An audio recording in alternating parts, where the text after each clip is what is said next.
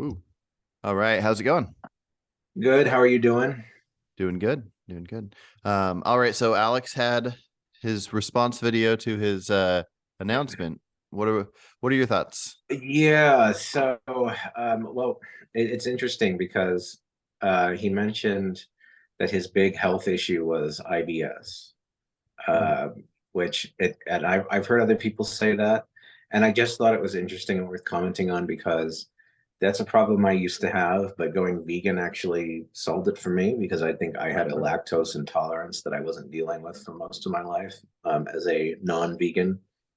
The gas thing too, he mentioned, and that's a problem that just about everybody who goes vegan has at first.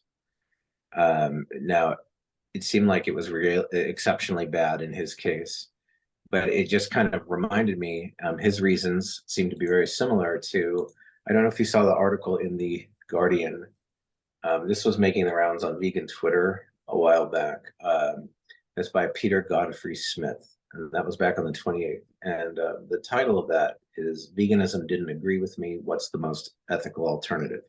And it almost mirrors Alex's story, um, exactly, just in terms of what kind of problems he was having, and what his solution to all of that was, which is to try to be as ethical as he possibly could with hmm his non-vegan diet. So I just thought it was interesting as this article was making the rounds of vegan Twitter and being critiqued. Alex was also coming out with his own video, kind of describing the same things. mm. And I'm just wondering, this guy only gave it 10 days, the author of the article in The Guardian. He only gave it 10 days, and then he said, "That's it, I can't do it." I think Alex probably did it longer than that. I don't know hmm exactly, but I Like mean, how long he was vegan?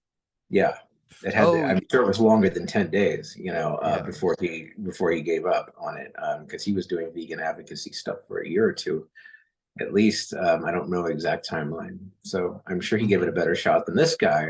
In the article, it hmm was Peter Godfrey Smith. Um, One thing that he mentions is that he's aware of the gut biome issue, but I guess his reason for not trying to fix that was it was COVID, and he felt like he was somehow in a weakened state, and he didn't want to take any gambles with. I don't think there's any relation at all between your chances of getting COVID and the state of your gut biome. I could be wrong about that, but mm. it doesn't sound like they're connected. Yeah. But I wish I could have just met the guy and said, why don't you just try some kimchi or something? Because that's what kind of fixed it for me. Because a lot of vegans have that issue, whether we're lactose intolerant or not. Those are two separate things. And you need probiotics to kind of hmm adjust your gut biome. And I know for me, I started making my own kimchi at home. You can buy it in the store too if you live near an Asian market, or even a lot of mainstream grocery stores will have some kind. Now, the problem with that for vegans is that a lot of store shelf brand kimchi has fish oil in it, fish something, fish hmm flavoring, fish seasoning. At Asian markets around where I live, there are also vegan um, kimchi that you can buy in the store, or you can make your own. It's really not hard to make on your own. You're just throwing stuff in a pot and letting it sit for a few days and then taking it out of the pot. hmm Not It's not especially, it's not expensive, it's not really time consuming, and so that's what I would always recommend to people who are saying, well, I've switched over to being vegan, but it sucks because I have all this gas and bloating. All right, get yourself some kimchi or some other kind of sauerkraut if you like, or it's basically kind of the same hmm thing. And just fix your probiotics. You get, I think there's supplements too, there's vegan supplements for probiotics too. hmm I don't know if Alex tried any of that, but that's what I would have told him. Just because it's worked for me, I know it works for other people. But it got me thinking about the whole lactose issue too, because there are certain studies that suggest that people of Northern European descent might need it in their diet. That mm it and He might be this because this guy who wrote the article in Guardian, he what he ultimately ended up doing was reintegrating dairy into his diet, I think, and that made him mm feel a lot better. And I think Alex might be going through something similar. And I've heard other people, who are clearly like more Nordic, Northern European types, like they can get by without meat, but it's the lack of dairy that does them in. And when they just have dairy, they don't necessarily have meat again. They seem to feel better. And that just got me thinking too about we're very close to having. We'll probably have lab grown dairy like milk on the shelves before we will steak and things like that, like the Hmm. beef. Um, I follow. There's another guy on Twitter I follow, Brian Cateman. He's not a vegan. He calls himself like a 95% vegan or something like that. I don't know if you've ever heard of him. You might like some of his stuff. We've had our disagreements. He and I have gone back and forth on a couple of things, but Hmm. he was promoting the lab grown dairy. I think he got like some kind of early sample of some of the cheeses, by some of the milk, um, completely animal free, but also real dairy. And so that those products will be making their way to the store shelves soon. And I hope that works for Alex. I hope it works for the author of this piece in the Guardian. Um, but in the meantime, though, I do just wonder, like, did you really give probiotics a chance? Because I don't know the studies on whether or not you need lactose certain population. Most of the world is lactose intolerant, but Northern Europeans have lactose tolerance, and it might even have kind of a need for it. So I don't know. I don't know if that's all conclusive, but I just wonder, because we were talking last time, like I wonder if he supplemented. I wonder if he did this and that. I didn't get a whole lot of. I don't feel like a lot of those questions were answered in his video. Hmm. Um, but I would just ask some further questions, and not to judge him or harass him, because I know a lot of people are still like, "Oh, Alex sucks." I'm just genuinely curious. Like, did you try this? Did you try that? He didn't go into too much detail on that. So those are just questions for the future, I guess. But that's all I really had to say on the Alex thing, just because it's just that article was also around, and it really the similarities were very striking. Yeah, yeah, for sure. Speaking of the lab grown dairy, have you heard of an ice cream called Brave Robot? No, I haven't heard of that one. Yeah, I actually stumbled across it because of a grocery outlet where they get the stuff that doesn't sell at other stores. But Mhm. anyways, it was I try to stay away from processed stuff, but I thought it was interesting. I had to read the container over and over to decide if it was vegan or not. But it says Brave Robot, and then it says animal free dairy.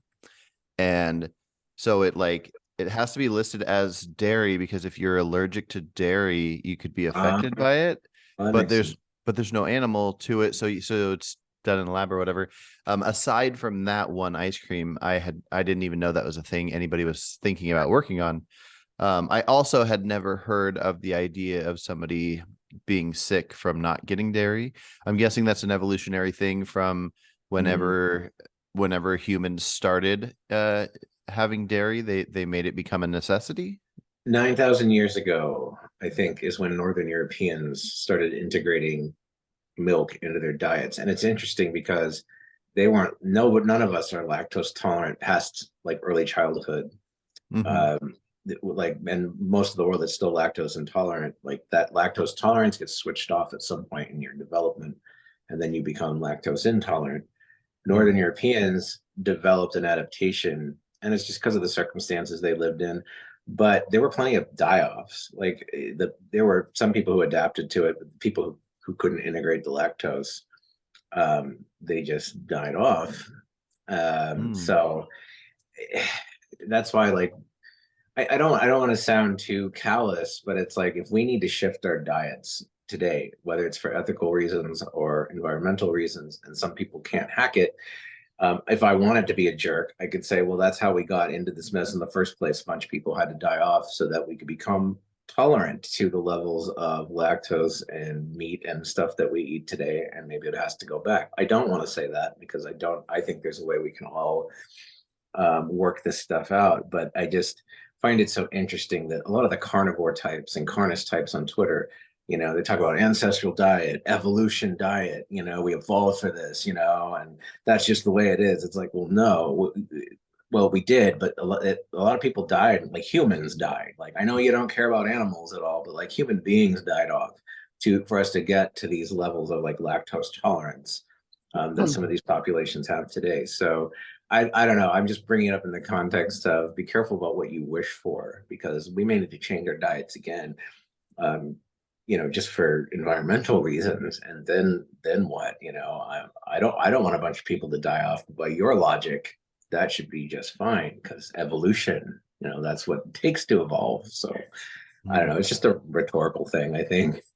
Yeah, no, it's very interesting. I guess I would wonder if those people that are tolerant to dairy, because of what you just described, I Mhm. wonder if for them to be the healthiest they could be, not that I think we have to be the healthiest we can be to make the right choices, but let's imagine we granted everybody the idea of being the healthiest they could be. I wonder, I wonder how much dairy someone like that would need. I get the idea of saying this person developed a tolerance to it and therefore they won't get sick by it, where the rest of us would get sick by it. But that's bizarre that they developed a need for it. Yeah, well, I don't know. I don't know what the literature says on whether there's a need for it or not. I just know that what this guy talks about in his article, and I'm looking at it right now on my computer screen. I'm trying to see exactly how much he was taking. It's a long article, so I don't want to waste the time just trying to scroll through it and find it. But For sure. I don't think he took. I don't think he started having that much. Didn't, from what I remember, the part that I read, didn't seem like it was that much dairy that he was integrating Hmm. into his diet. So he's talking about humane dairy and all of this stuff. I don't think there's any humane way to do dairy or any of the rest of this stuff, but uh, yeah, it didn't seem like it was a whole lot. The other connection with this article, though, is that, and I know there's gotta be some vegans out there making this connection too, because in this article, this Peter Godfrey Smith, he mentioned Peter Singer, the utilitarian philosopher. Yeah. Um, and as he's like, well, Peter Singer's okay with eggs, so I thought I can be okay with eggs too. And I know that's one of the things about Alex too, because Alex has had a Peter Singer on his show, and he's talked Hmm. about utilitarianism. It's like, oh, yep, those utilitarians, that's how they get you. And I still don't think that you necessarily have to be you don't have to approve of backyard eggs just because you are a utilitarian. Anyone can take that calculus and work it however they want to justify what they want to do or what they don't want to do. It's not like there's one set formula um, for that. But I think when Peter Singer was writing back in the 70s about backyard eggs, I don't know the extent to which he was aware of the whole culling process. Like how do you even get these backyard chickens? Why do they lay so many eggs? Hmm. Or the fact that chickens do need eggs. They eat their own eggs for calcium and stuff like that. Although what I've always said is that if you happen to have chickens and they lay more eggs than they're ever going to hatch or consume, if they're just going to rot anyway, well, those would be the ones that would be okay to consume. I don't think you should go Hmm. out and buy chickens and do the whole backyard thing necessarily. But if you are just for whatever reason in that situation and you have Hmm. access to that, if the choice is let them rot on the ground or consume them, I think it'd probably be better to consume them than let them go to waste. And Yeah. it's yeah, so that's all I want to point out about that because Singer was invoked and I know that that's a sticking point, but I read this article in the Guardian. A lot of vegans were very critical of it, just like they're being very critical of Alex. And for me, it's I'm glad this guy is just thinking about these issues, even though I disagree with him. I disagree. I could go line by line and critique the whole thing myself. We don't have to do that today, but um, there are not enough people who are conscious of these problems at all, who even care about these problems at all. So I try to look at it glass half full. Hmm. If 50% of the population was thinking the way that this author was thinking, we'd be a lot further along than where Right. we are right That now. That's a thing I'm trying to push right now when I have conversations, is because I think a lot of people don't think to that level. They figure that if somebody doesn't go all in, then they're just saying they're going to try to reduce a little bit, Mhm. and they're not really going to try to reduce. But what they're not thinking about, because a lot of it's hard to like take the time to think about how other humans are thinking and what that thinking will do. And I think what you said is exactly right, that getting in the mindset is what matters at first. You get in that mindset, and then like, so even Alex, somebody adding, I'm guessing that now that he's added maybe dairy and some fish into his diet, I'm guessing he doesn't see these products and not think about it. He actually probably feels mildly tortured by it when he does it, because Mhm. he already has the thought process. Most people, when they eat meat and dairy and eggs, they don't think about what happens in the factory farms and all that. So Right. And I think though, I think one of the differences between somebody like Alex and some of these other folks that we're talking about though is that he did go full vegan for a while. yeah. And so for him and not only that, but he was a public advocate of veganism. So, and that's why I understand the backlash against him, even though I don't share the intensity of feelings that people have on that. I kind of understand where it comes from because he was such a public advocate. But also, um, I think I'm more thinking along the lines of people who never thought about this stuff before, and then they just come up to the point where, say, the author of this article, Peter Godfrey Smith, is at, where like he really wants to make an ethical difference, like because Alex went full vegan and called upon others to go full vegan. This guy isn't really doing that. Mhm.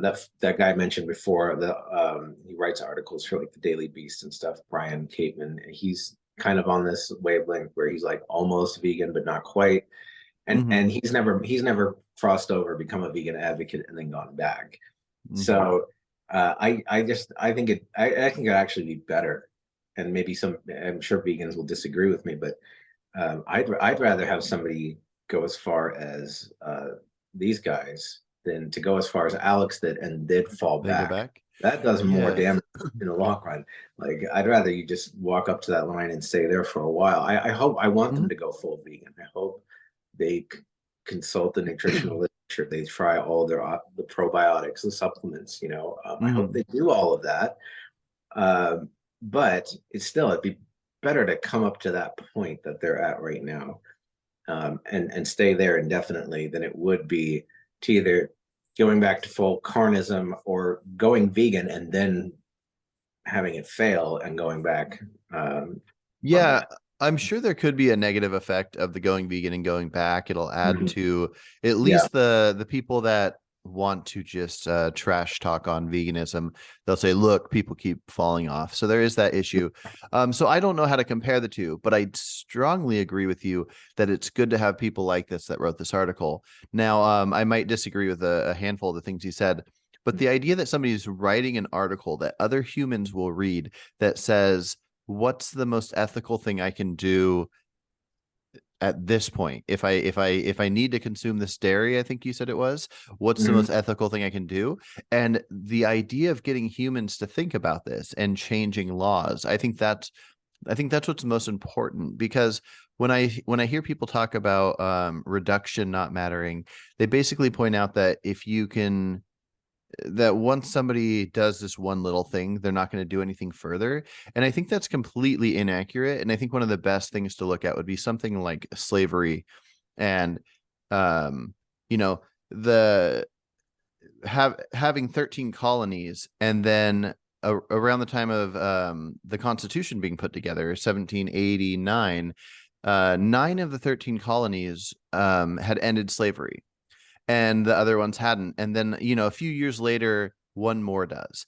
And then, like, so there's these changes over time, but then by the time slavery is ended, I remember there was this situation where it was put to a vote for senators to decide if slavery should be ended, and one of the closer senators to Lincoln said, "We can't just go for ending slavery. We need to end slavery, and once it's ended, have them have the right to vote instantly." And Lincoln told him, "If you ask for both of those things, we will not get the vote." we need to ask for this thing that we can achieve, and then once we get that, we go for the next thing. So slavery ended 1863, and then black men got the right to vote about 1885-ish, so about 20 years later. And then each thing gets fixed after each thing gets fixed. So the idea of thinking that if we need to make everybody become vegan instantly and anything else is bad, I just think is ridiculous. We could get laws in place that have better conditions forcefully by law for factory farms, and then we get to the point where maybe factory farms don't exist at all, and then we can get to the point where this and that and the other. And I don't know the best. I part of me just doesn't know the best way to get that across to people, but then part of me doesn't know how right I am. It seems right, but yeah, what are your thoughts on that? I I think that's the only way it ever has happened. I mean, okay, we've had a couple of revolutions in history, but I think it's worth asking, are we really going to have a revolution over this? And I just don't think the answer is yes.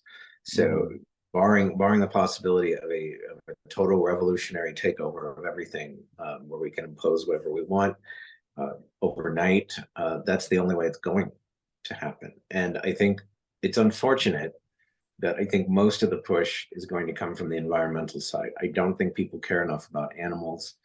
Um, Even if the voters do, the government officials don't. In California, we had Prop 12, which was supposed to um, regulate the pork industry. You know, the cage, those tiny cages that they keep the mother pigs in. Those were going to be banned. They'd have to be replaced. They would have to be a certain amount of space for them to live in. And not only that, but California was going to stop doing business with companies in other states that did not meet these standards. Now that was Oh. was challenged by the meat industry. That's before the Supreme Court now. I don't think they've ruled on it yet, because it's like an interstate commerce thing. Can one state put those kind of regulations in place that are going to affect the commerce of another state? So that's the kind of thing Mm. we're going to be ruling on. But it almost doesn't matter because the law is going unenforced in the state of California, as far as I know. Last I read about it, um, there's no one is really interested in checking compliance on this and in making sure that these companies that are still based in the state are complying with the will of the voters. Mm. So it what's going to probably push the change forward is just a realization that, for instance, here in this state, 70% of our water is going to agriculture, and most of that water is going to alfalfa, which is fed to cows. Mm. And it's also, most of it is, I don't know about most of it, but a good percentage of it is exported. It goes to Japan, it goes to China, it goes to Saudi Arabia. Mm. Um, so it's not even really benefiting the area that the water is being taken from. Colorado River is drying up. So it's going to be things like that where we just can't afford the water usage or something along those lines, the greenhouse gas emissions, the deforestation. That's going to be the stuff. And even that, it's hard to get governments to do anything about. But if we're ever going to get there, and then we have to look at the subsidy structure of everything. To me, the thing has always been cut the subsidies, and this whole thing could end. But I don't Mm. think that's gonna that would probably take a revolution. So I don't know. It's probably going to be the environmental thing. Just we Yeah. just Well, can't do it. I find the tricky thing with the environmental push is what's the easiest thing to talk to people about? And um a lot of people will share ideas of environmental causes, but it's probably the easiest thing for other people to say, oh, I've heard differently, and then it's just a matter of which articles you're reading, which studies you're reading. Whereas something like ethics, if you just point out, like, all mammals, if you take a tack and poke it and the blood comes out and they're crying out and they can suffer just like us. um just for me anyways, and it just happens to be my approach. I usually go is talking about suffering because it's the idea of ending the suffering. Now I want the environment to do well, obviously, but it's just such a complicated thing, like for your average person to try to figure out. And I But was on that same note, though, I mean, you can look at the water in the Colorado River. You can look at the water levels in the lakes, and you can Mhm. see that there's just not as much there. And we know where it's going. I mean, these Mm. are empirical things. Like we're not talking about a cause and effect study. Like with a lot of the nutrition stuff, I'm with you 100%. That stuff can be hard to parse. There are many conflicting studies. You got to do a lot of research to come to an informed opinion on some of this nutritional stuff. But when it comes to why our water is disappearing here in the Southwest and in California, I mean, Mhm. we know where it's going. That is just logistics. That's just facts and figures. Like this much water is gone, and this is what it's being used for, and this is where the Mhm. exports are going. I mean, unless you think somebody is faking the export statistics or the water usage statistics, where Mhm. why don't we vegans have an agenda? Maybe we're in there. I don't know. We got some vegans in there fudging the numbers in the books. I don't know. Yeah. Unless you're on that level of conspiracy thinking, you can't really argue with that. So Yeah. the Well, no, I agree with you, and I think that might be the push that makes it go from the people that do the studies and the scientists that can back it up, taking it to the government, essentially, like trying to get things passed that way. But as far as getting individuals to act, I just don't think your average person. So if you go up to somebody and you're talking to them on the street or something, and you say this this water source is gone, it's being used here, and here are the numbers, they'll, in their minds, your average person will just say, I don't know how that's going to affect me. I can't, you can tell me this is bad or good, but I won't know anything different from if you never told me. And so I guess we just have to be, sure, part of it's have to be in the mindset of the person you're talking to, and recognize that everybody is different how they take in information. Same thing with governmental stuff. You could tell somebody about legislation and how things are going through, but most people are like, I work full time and I don't have time to think about politics. And so I don't think we should necessarily just think, okay, we want to help the animals, so let's figure out the best way to talk to humans. Part of it has to be honesty, and so you have to go from what matters to you. So I guess it works out in my mind that, to me, what I focus mostly on is the ethics, and that's probably what's best for the individuals. But with the knowledge of environmental stuff, I think you might be right that that might be what pushes the legislation through. and but also though, if you live in California, you know we have droughts. That's true.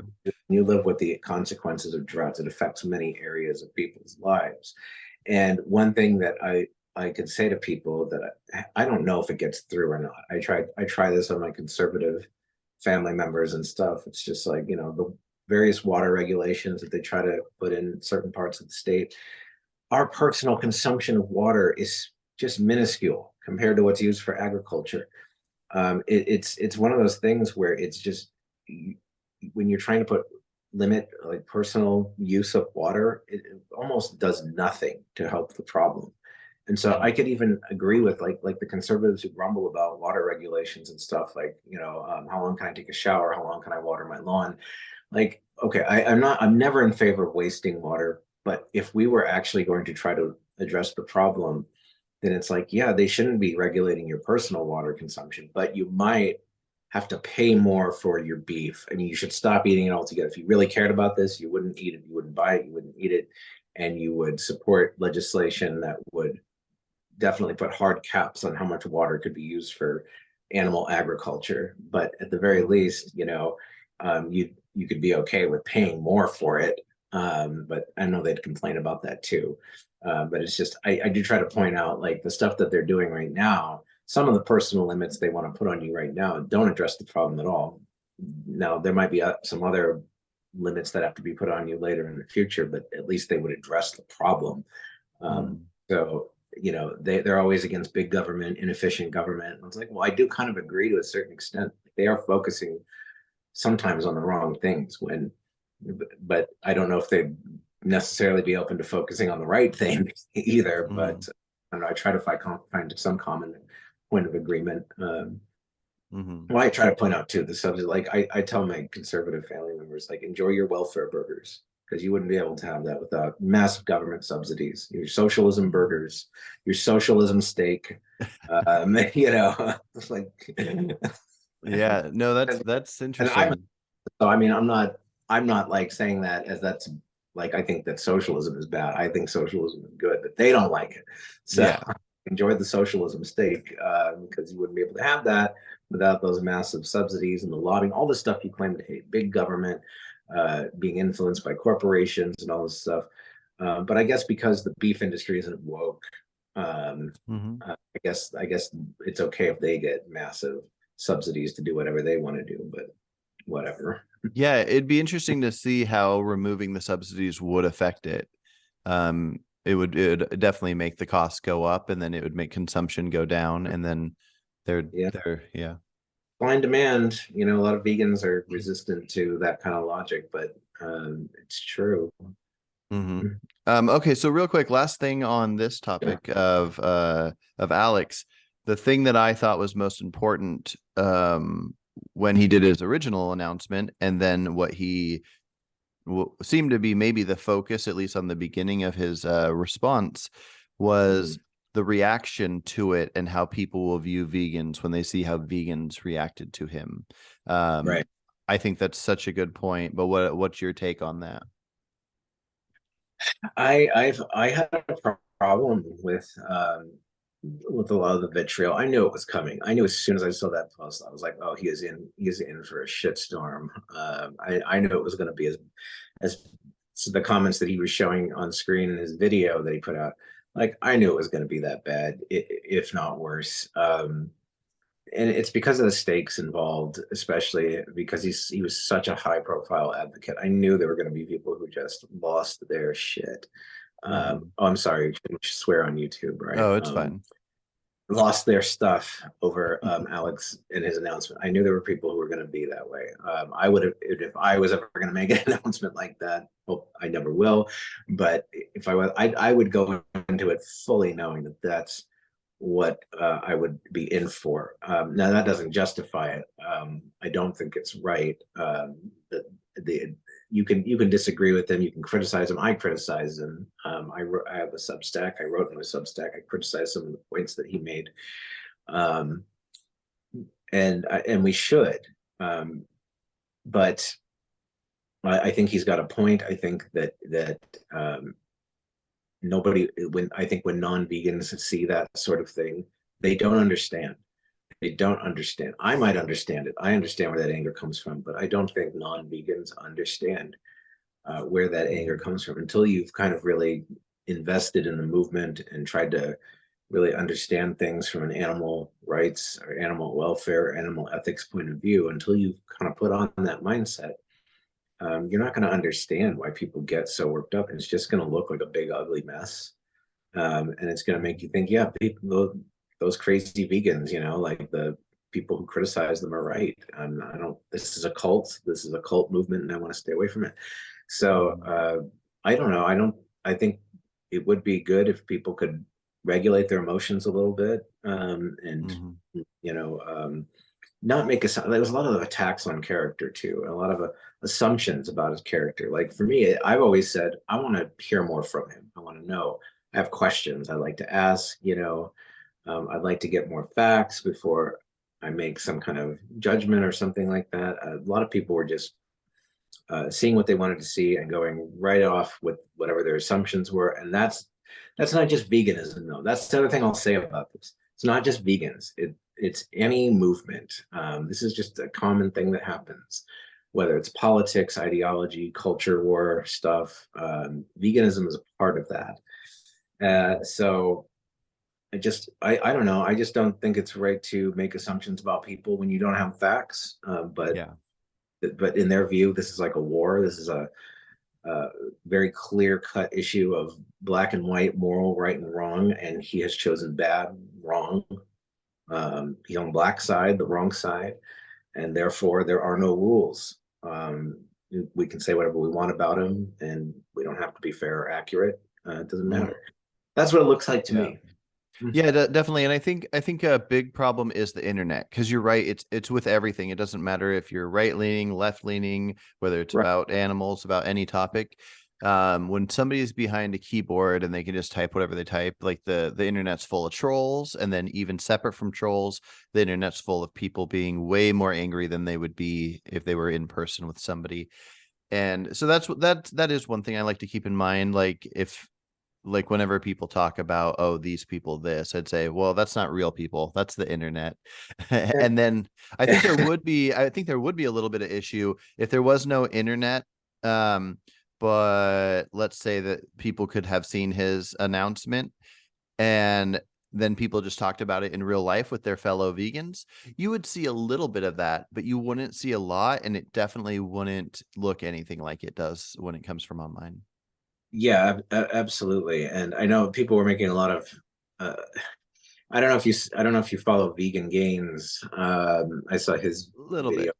with Alex. I mean, it was Oh, just so it was obnoxious and hateful. And yeah. you know, Alex is a thoughtful guy.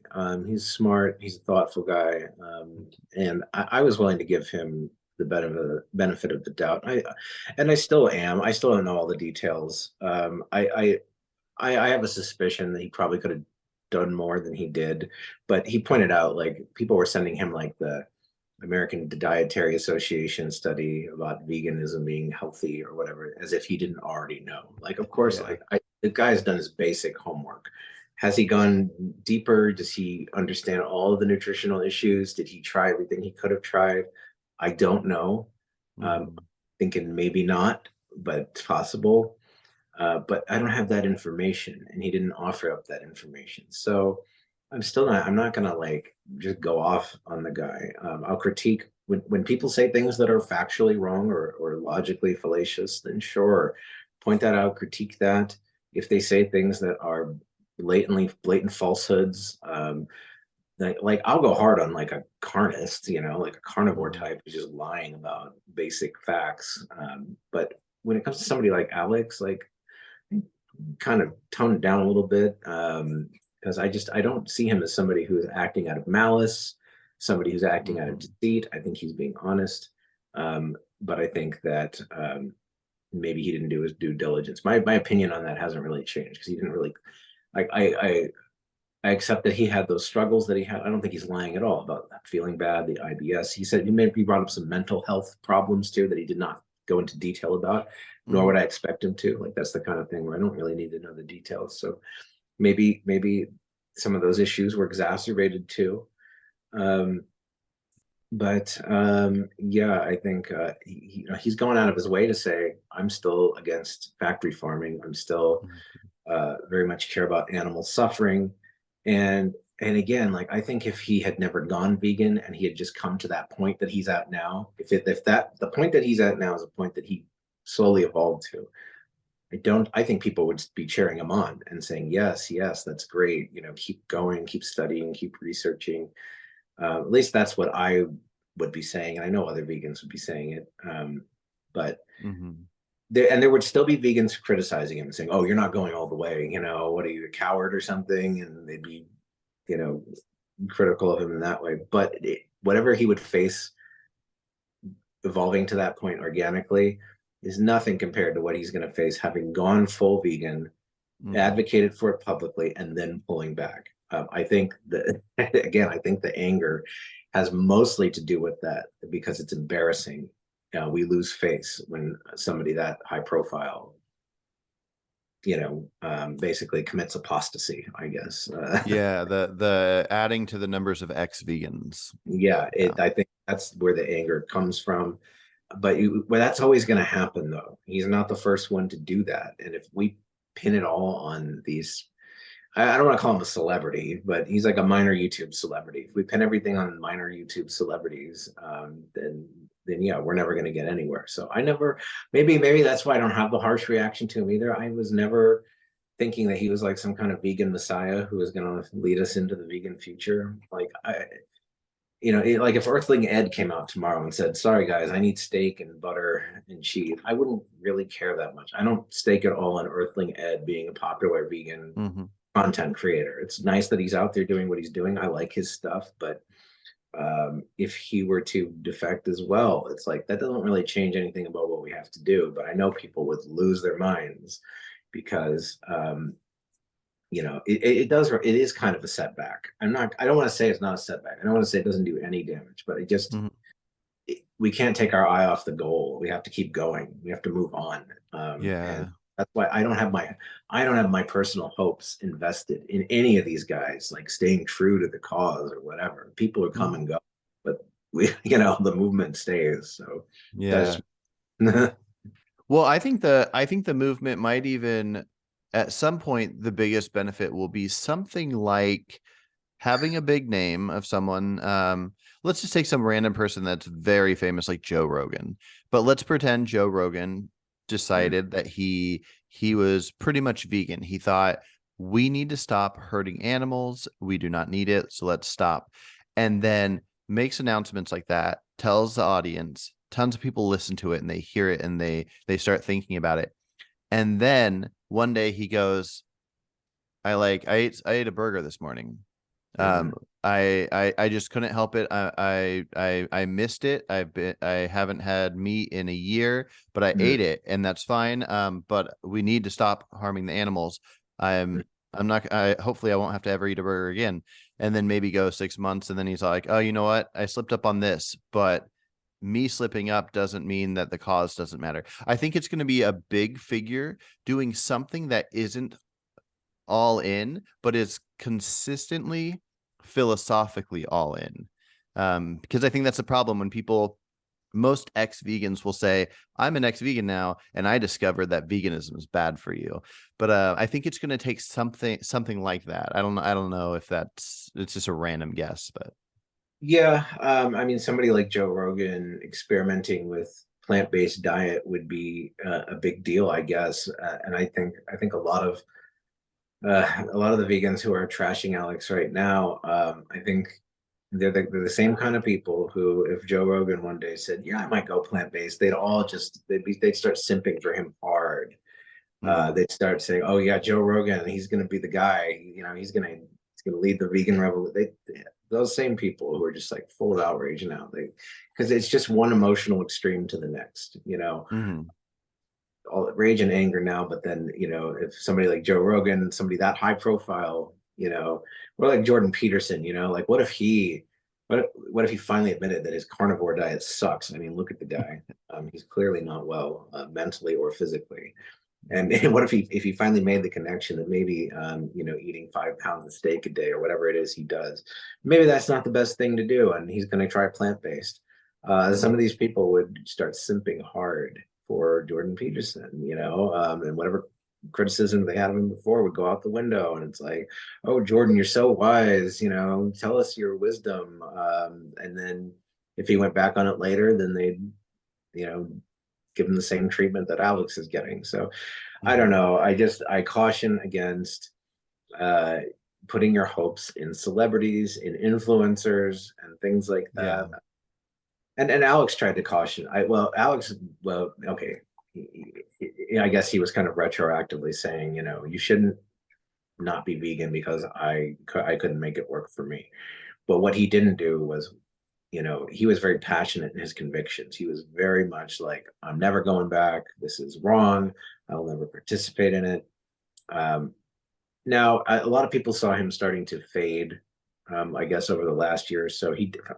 Funny enough, he did that interview with Jordan Peterson's daughter that a lot of people pointed to and said, "Oh yeah, you're not going to be vegan anymore. You're done." So I think people kind of saw it coming, mm, um, but I don't know if he really saw it coming, or if he really. I mean, maybe he did, but I think at some point, you know, I don't know. I wish influencers in the future, whether it's over veganism or anything else, I think we all need to preface anything we advocate for with like, you shouldn't be doing things just because I'm doing it. I have influence and you look up to me and I'm doing a thing and therefore you're going to do a thing. No, you should be doing it for these reasons, these objective reasons. You should try to set it up. Anything that you happen to really believe in, if you really believe in it, you should set it up so that it's objectively the right thing to do, and not just because someone you like is doing it. I mean, Hmm. I don't know exactly how that would look. I've never been like some kind of influencer or whatever, so I don't know, but I would want to try to disassociate me and who I am from the thing that I'm advocating for and caring about, so that,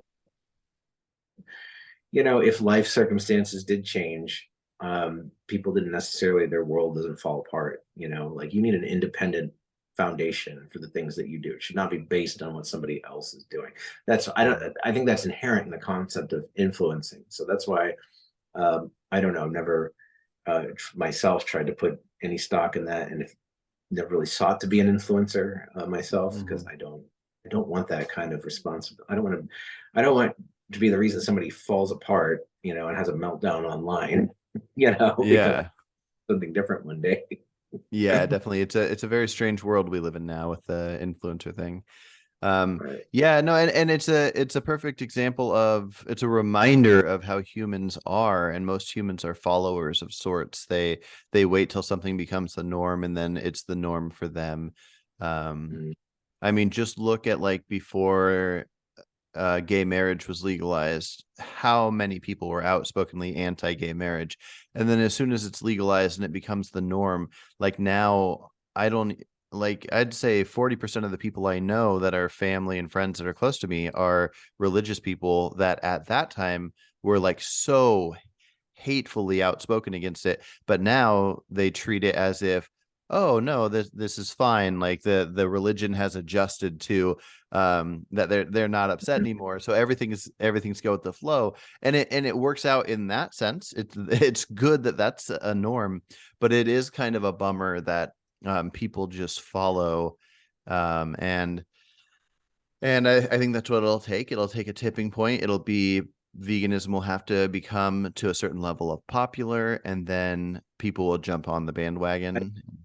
Last thing I'll just say on that is just like, if you want to do this right, take his actual words and say, this is why he's wrong, this is why he's dumb, this is why I think this is really stupid or whatever. But don't, like, some of the stuff he was showing, like, don't call, like, oh, you're an animal murdering piece of garbage, like, or whatever, something like that. Like, that's, Hmm.